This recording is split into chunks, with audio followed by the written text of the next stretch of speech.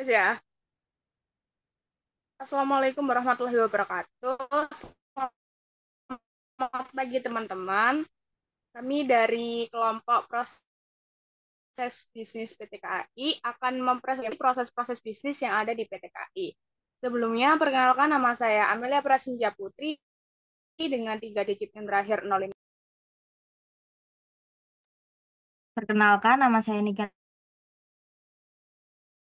Ayu Chandran Tias dengan NIM 33. Perkenalkan, nama saya Muhammad Indra Darmawan dengan 3 digit NIM terakhir 043.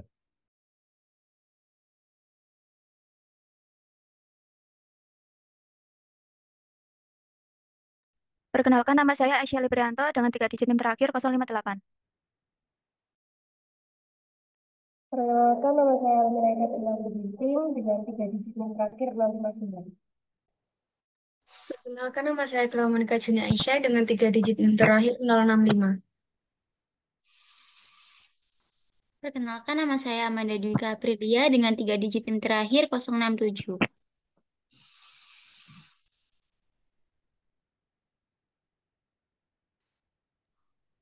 Oke, next.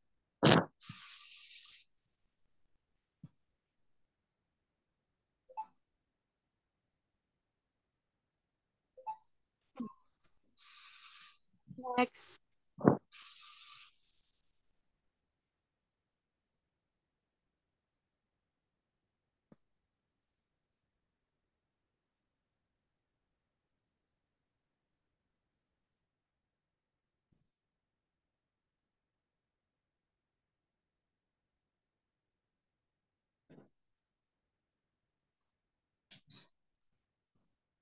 Selanjutnya di sini saya akan menjelaskan tentang sejarah PT KAI.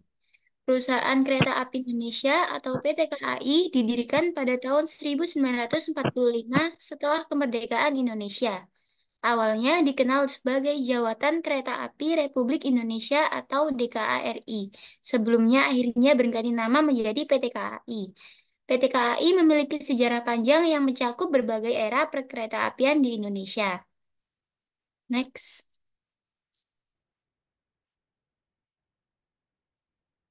Di dalam PT KAI memiliki struktur organisasi, yaitu yang pertama terdapat manajemen tingkat tinggi, yang meliputi direktur utama, direktur keuangan, dan direktur operasional.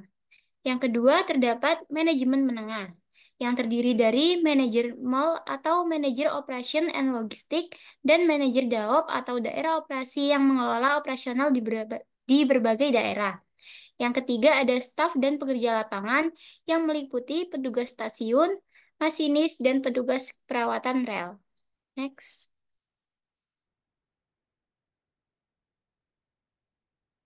Proses pembelian tiket. Di sini di sini pembeli akan diarahkan yang pertama yaitu pilih rute dan jadwal, pilih stasiun asal, tujuan, dan waktu keberangkatan yang diinginkan. Yang kedua, pembeli akan disuruh untuk memilih kursi. Pilih kursi sesuai preferensi atau biarkan sistem memilih secara acak.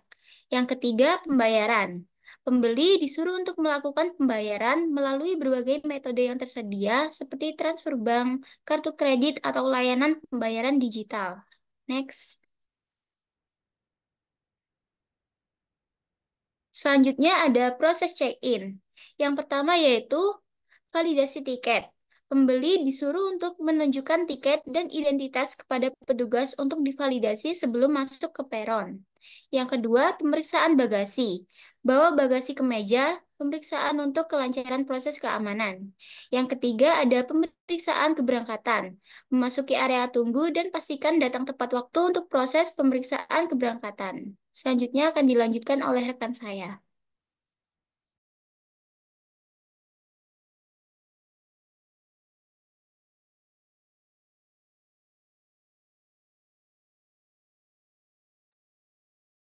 Selanjutnya yaitu ada proses boarding. Proses boarding yang pertama yaitu mengantri. Antri di pintu masuk peron sesuai dengan nomor kursi yang tertera pada tiket. Lalu yang kedua, memasuki kereta. Tunjukkan tiket saat masuk ke dalam kereta dan temukan dengan cepat tempat duduk yang sudah dipilih sebelumnya. Lalu, yang terakhir ada penyampaian tiket. Tiket akan diambil oleh petugas setelah semua penumpang masuk ke dalam kereta. Next.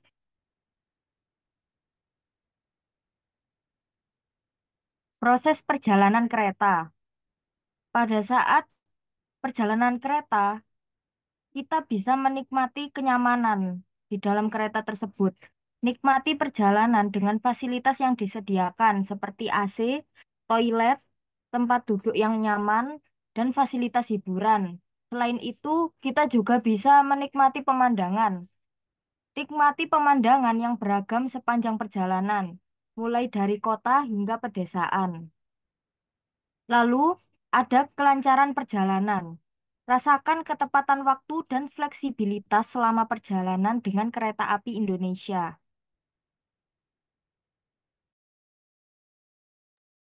Oke, selanjutnya ada infrastruktur PT KAI. PT KAI di Indonesia diharapkan tidak hanya menjadi pelengkap sistem transportasi nasional, tapi benar-benar menjadi penunjang penting bagi terciptanya pertumbuhan ekonomi masyarakat dan pembangunan ekonomi di Indonesia. Infrastruktur merupakan pendukung berbagai aktivitas dan operasi. Infrastruktur ini bagian penting untuk pembangunan ekonomi dan peningkatan kualitas hidup masyarakat. Next. Dan ini tuh berikut ini adalah contoh dari infrastruktur milik PT KAI. Yang pertama yaitu stasiun kereta api. PT KAI memiliki stasiun kereta api yang tersebar di seluruh Indonesia, mulai dari stasiun besar di kota-kota besar hingga stasiun kecil di daerah terpencil. Selanjutnya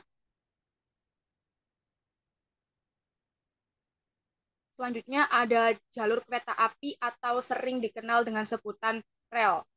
PT KAI mengoperasikan ribuan kilometer jalur kereta api di Indonesia yang mencakup jalur utama, jalur cabang, dan jalur lintas.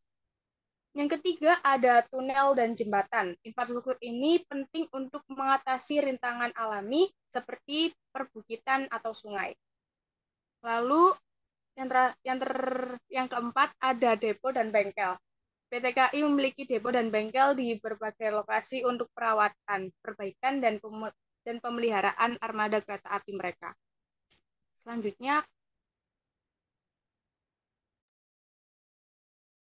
Selanjutnya adalah fasilitas teknologi informasi, yaitu berupa KAI Akses.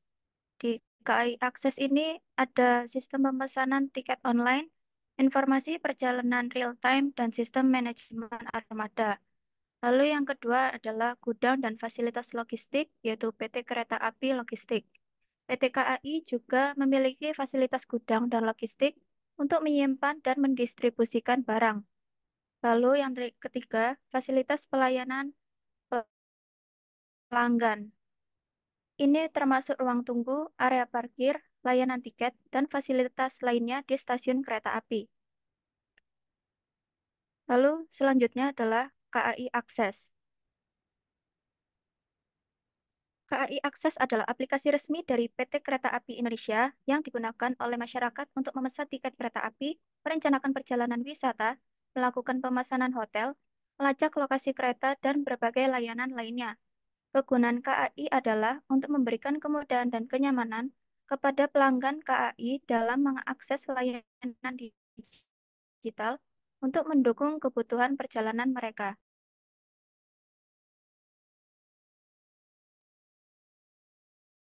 Untuk cara penggunaan KAI Akses, pertama-tama kita bisa memilih jenis kereta yang diinginkan, mau antar kota atau lokal. Kemudian memilih tujuan keberangkatan dan kedatangan, menentukan tanggal keberangkatan dan memasukkan jumlah penumpang.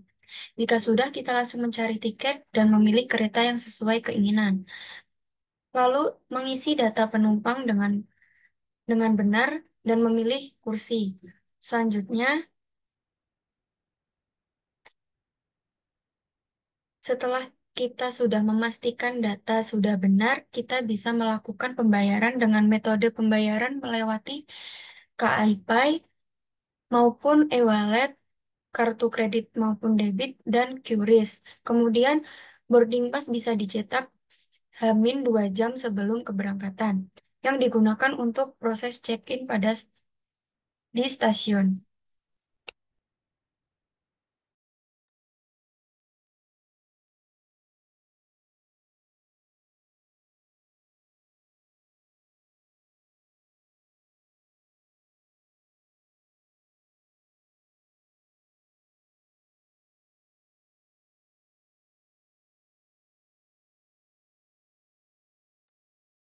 Baik, selanjutnya ada KAI Akses. Yang pertama ada harga tiket, di mana pada aplikasi KAI Akses sendiri itu lebih sering mendapatkan harga tiket yang lebih murah tanpa biaya tambahan. Lalu atur jadwal, di mana eh, penumpang bisa mengubah jadwal atau membatalkan tiket tanpa perlu datang ke stasiun. Yang ketiga ada pelayanan tiket, di mana mendapatkan pelayanan tiket dengan tarif reduksi setelah akun terdaftar. Next, ada rencana perjalanan. Rencana perjalanan di sini bisa merencanakan perjalanan wisata sesuai dengan lokasi tujuan, anggaran, dan preferensi. Lalu pemesanan hotel dapat dilakukan melalui aplikasi tanpa harus datang langsung. Yang ketiga ada lokasi kereta, melacak lokasi perjalanan kereta secara real time.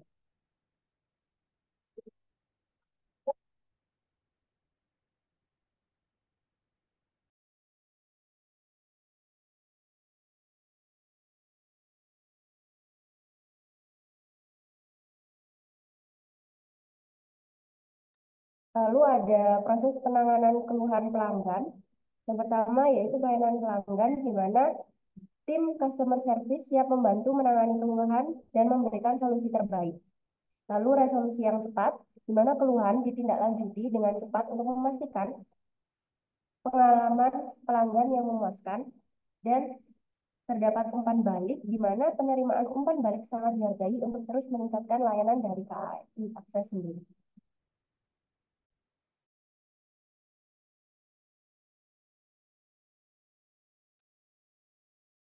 Selanjutnya adalah strategi pemasaran dan penjualan PT KAI.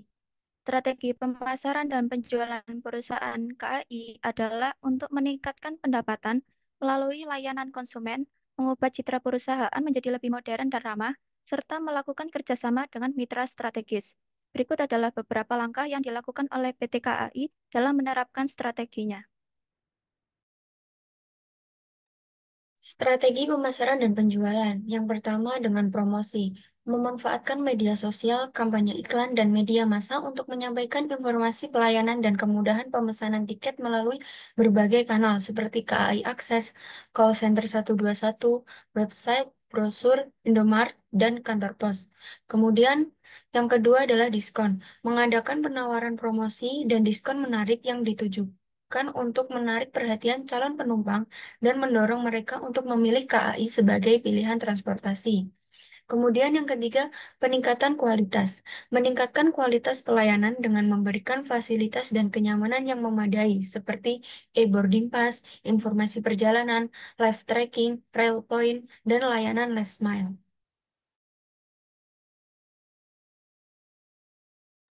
Selanjutnya dari strategi pemanasan dan pemasaran dan penjualan, di sini ada inovasi. Dengan inovasi mengubah citra perusahaan menjadi lebih modern dan ramah dengan melakukan inovasi dan membuat acara berdasarkan keinginan masyarakat seperti KAI Music Festival, KAI Fashion Week, KAI Art Festival, dan lain-lain. Selanjutnya ada kerjasama mitra strategis. Melakukan kerjasama dengan mitra strategis seperti pemerintah, swasta, BUMN, dan komunitas untuk mengembangkan bisnis, meningkatkan loyalitas pelanggan. Selanjutnya,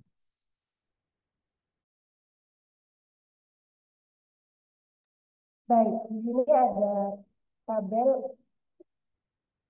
di sini ada tabel pembelian tiket kereta secara online. Ya, di sini terdapat 3 tahun eh, pendataan, di mana setiap tahunnya terdapat peningkatan dari jumlah pelanggan, dan di sini presentasinya naik untuk KAI Akses dan Traveloka karena di mana sudah dijelaskan di atas bahwa KAI Akses memberikan kemudahan yang sangat amat untuk pelanggan. Sehingga dari data yang tersaji di tabel ini sudah dapat dilihat untuk per tahunnya itu terdapat peningkatan yang sangat signifikan.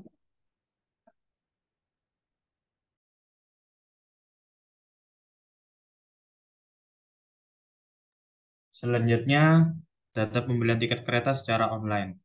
Di sini PT Kereta Api Indonesia atau KAI mencatat mayoritas transaksi penjualan tiket kereta pada tahun ini berasal dari aplikasi KAI Akses, yaitu sebagai berikut. Yang pertama diawali pada tahun 2020, data pembelian tiket kereta secara online sebanyak 38,12%. Pada tahun 2021 meningkat sebanyak 44,36%.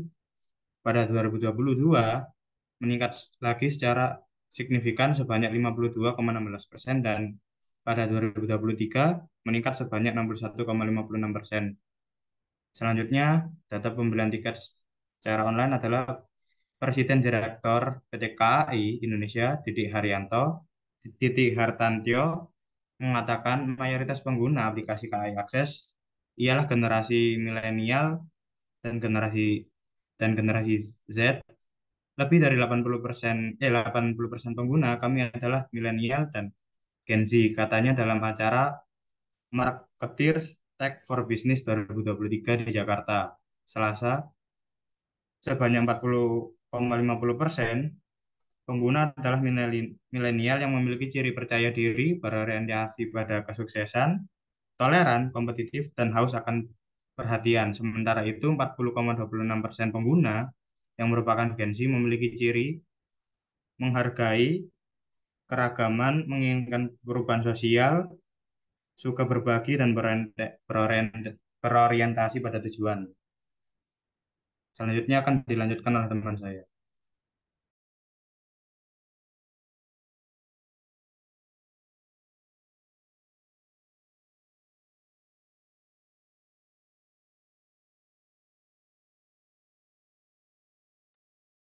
Oke, selanjutnya ada sumber daya manusia di dalam PT KAI. Itu terbagi menjadi tiga, yakni yang pertama yaitu pegawai negeri sipil atau PNS, lalu yang kedua ada pegawai perumahan rakyat, lalu yang ketiga ada pegawai PT1. Pada tanggal 31 Januari 2023, jumlah total pekerja di PT KAI adalah 28.805. Jumlah pekerja organik adalah 26.615 dan ada 692 calon pekerja.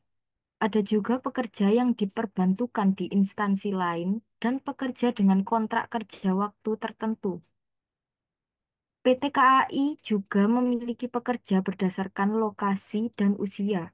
Misalnya ada 7.520 pekerja berusia 18 sampai 30 tahun dan 11.118 pekerja berusia 31 sampai 40 tahun.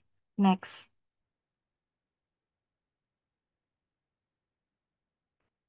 Sumber daya manusia di dalam PT KAI terdapat 67%. PT KAI menekankan pentingnya sumber daya manusia sebagai fondasi utama kesuksesan perusahaan. Pada 30 September 2020, 67, 67% atau sebanyak 18.571 orang dari SDM KAI yang berjumlah total 27.812 orang merupakan generasi milenial. Oke, usai sudah presentasi dari kelompok proses bisnis PT KAI. Mungkin ada yang mau ditanyakan?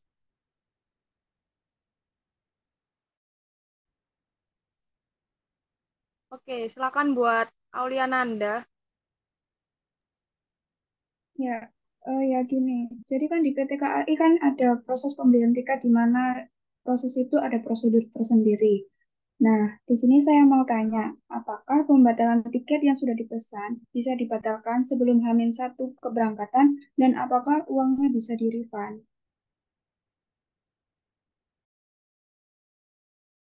Oke, terima kasih pertanyaannya untuk Auliananda. Pertanyaan kita tampung terlebih dahulu. Untuk selanjutnya, Maiselda, silahkan.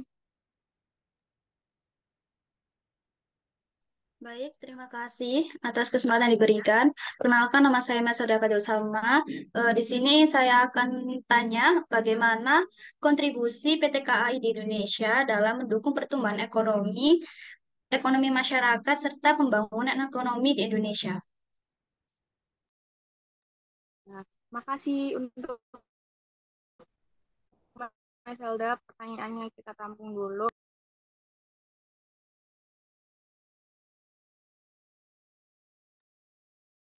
Di sini saya akan menjawab pertanyaannya Auliananda untuk pembatalan tiket bisa dilakukan. Nah, sesuai dengan kebijakan refund itu kalau melalui KAI Akses bisa dilakukan Hamin 3 jam sebelum keberangkatan dan untuk di loket bisa dilakukan Hamin 30 menit sebelum keberangkatan. Untuk uang yang di refund itu 75% dari harga tiket. Jadi untuk 25% dilakukan untuk biaya refund, pembatalan tiket. Apakah menjawab untuk Auliananda? Ya, menjawab. Terima kasih. Selanjutnya saya akan menjawab pertanyaan dari Mas Helda. Jadi PT KAI ini berperan penting dalam mendukung pertumbuhan ekonomi di Indonesia dengan menyediakan infrastruktur transportasi yang handal, membuka aksesibilitas ke wilayah terpencil, dan mendorong pertumbuhan sektor-sektor ekonomi seperti pariwisata dan perdagangan melalui layanan kereta api yang efisien. Infrastruktur kereta api juga membantu mengurangi kemacetan lalu lintas dan populasi udara serta meningkatkan konektivitas antar kota, antar pelabuhan untuk pembangunan ekonomi yang berkelanjutan. Bagaimana Mas Helda, apakah sudah menjawab? Baik, sudah menjawab. Terima kasih. Oke, terima kasih. Sekian presentasi dari kelompok kami. Kami tutup. Wassalamualaikum warahmatullahi wabarakatuh.